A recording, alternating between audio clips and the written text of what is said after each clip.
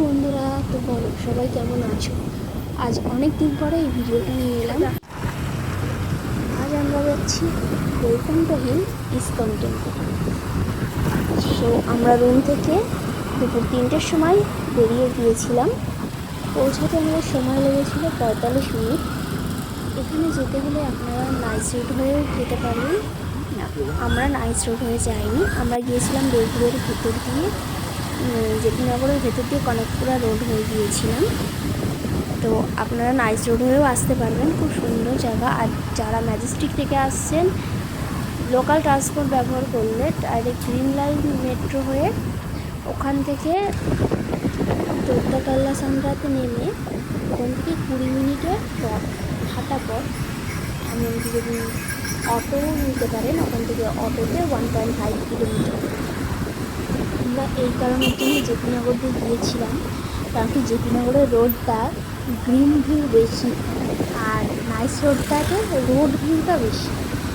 এত সুন্দর green view, সাথে ছিল পুরো মেঘলা ওয়েদার, এর জন্য রোডটা আরও সুন্দর লাগছিল।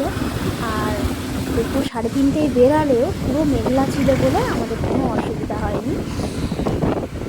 সো গল্প করতে করতে পৌঁছে গেলাম বৈকুণ্ঠহীন ইসকনে।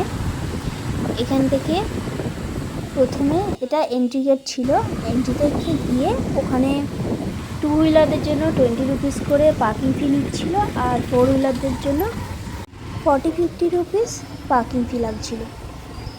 সো আমরা বাইকটা পার্ক করে অনেকক্ষণই বাইরে এখানে ওয়েট করেছিলাম, 30 মিনিটস ওয়েট করেছিলাম, কারণ কি ওপেন করেছিল 4:15-র সময়, আর আমরা পৌঁছে গিয়েছিলাম 3:45-এ।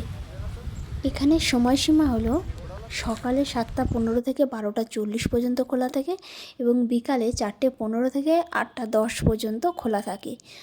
আমরা তো যাওয়ার সময় সিঁড়ি দিয়েই গেছি, কিন্তু এখানে বয়স্কদের জন্য লিফট এবং হুইল চেয়ারেরও ব্যবস্থা আছে।